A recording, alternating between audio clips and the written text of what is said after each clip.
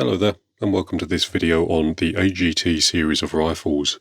In this video we're going to be covering filling the rifle up. We'll be covering both topping the rifle up once it gets low on pressure, and also filling the rifle from empty. The rifle that we're working on today is the AGT Vulcan 3, however the information in this video will also be relevant to the entire AGT lineup. With that out of the way, we can begin. The first thing I'll mention is that when you buy your AGT rifle, you should get one of these in the box. This is the fill adapter, so we have a whip as well as the hose, and then a fitting to fit that into your dive cylinder. If we take a look at our dive cylinder, we have this thread on the side of the bottle. If we take a look at our fitting, this thread here simply screws into this hole here. And there we have the fitting fitted, so I've got that done up nice and tight. I didn't need to do that up with a spanner or anything like that, just hand tight was good enough. The next thing I'll mention is in relation to the rifle itself. So if we take a look at this one here, you can see that the pressure gauge on the side there is reading just over 100 bar. Now this particular rifle is a sub 12 pound rifle, and the regulator is set to around 100 bar. It's typically not recommended to shoot the rifles much below the regulated set pressure, and on the sub 12 pound rifles that's around the 100 bar mark. The AGT Eurogan 2, the Vulcan 3 and the Vixen are all 300 bar safe, so you can safely fill these rifles up to 300 bar. Although that is just the max pressure, you don't have to fill to 300 bar every time, you can fill to 200 or 250, whatever you would prefer. With that all said and done, we can begin on the filling procedure. The first thing to do is to remove the dust plug, which is in this location here on the Vulcan 3. The fill port on the Eurogan 2 is in a very similar position to the Vulcan 3, however the fill port on the AGT Vixen is towards the rear of the rifle, so just at the intersection between the bottle and the block of the rifle. With our fill port located, we can now bring over our dive cylinder and get the rifle filled up. So here is our dive cylinder.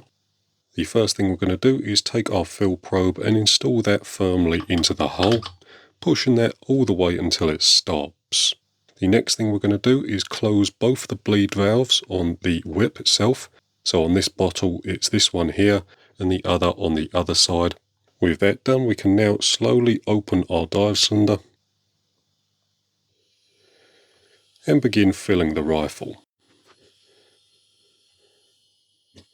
You want to fill the rifle nice and slowly, as filling too quickly will overheat the cylinder.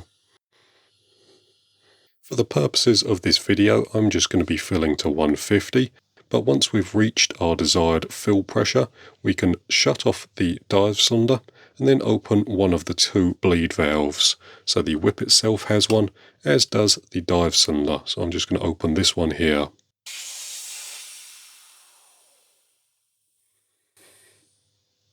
Once the hissing stopped, we can remove our fill probe. The last thing we can do is put our dust plug back into the side of the rifle, and there we have it. That's how to top the rifle up.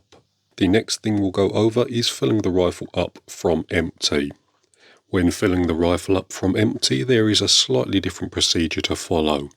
So the first step is to take a visual check over the rifle and make sure everything looks how it's supposed to. As you're doing that, just make sure all the components are done up nice and tight.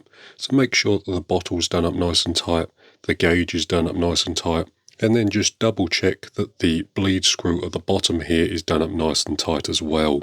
Once you've made all of these preliminary checks, you can move on to step 2, which is cocking the rifle.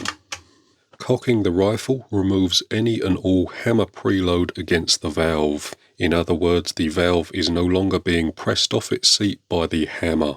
With that done, you can remove your dust plug, connect your fill port, and then make sure the bleed screws on the dive cylinder are nice and tight. The next step is to fully open the dive cylinder.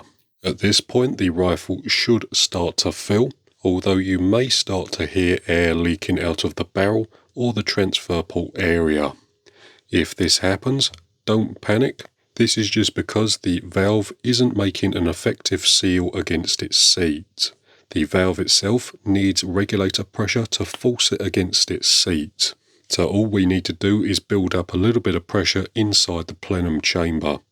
To do that, what I like to do is just leave the dive cylinder connected and open for around 15 to 20 seconds.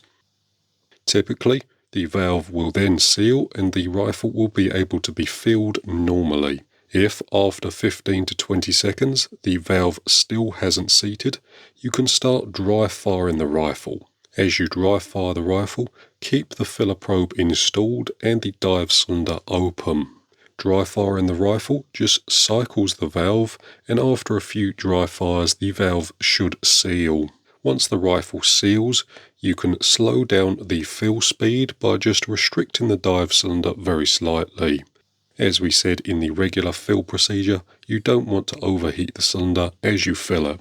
So I'll just recap that very quickly. The first step is to take a visual check over the components and then make sure everything is tight. The next step is to cock the rifle, and then we can install our filler probe, and once we've made sure that the dive cylinder has the bleed screws closed, we can then open the fill port on the dive cylinder and start filling the rifle. If, upon filling, air starts to leak out the barrel or the transfer port back here, don't panic. You simply need to leave the dive cylinder open for 15 to 20 seconds, and if the rifle still hasn't sealed after 15 or 20 seconds, you can start dry firing the rifle into a nice safe direction. Dry firing will cycle the valve and get it to seal.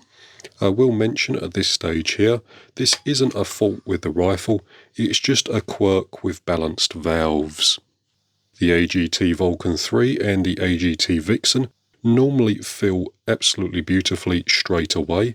However, the AGT Uragan 2 uses a balanced valve design in the rear here, and it needs the assistance of the regulator pressure in order to seal the valve. So it's not a fault with the rifles, it's just a quirk of the balanced valve. All you're really trying to do is pressurize the plenum and get that pressure working on the back of the valve in order to seal the rifle. But there we have it. That's pretty much going to do it for this particular video, so thank you very much for watching. I hope it's been interesting, and we'll see you in the next one.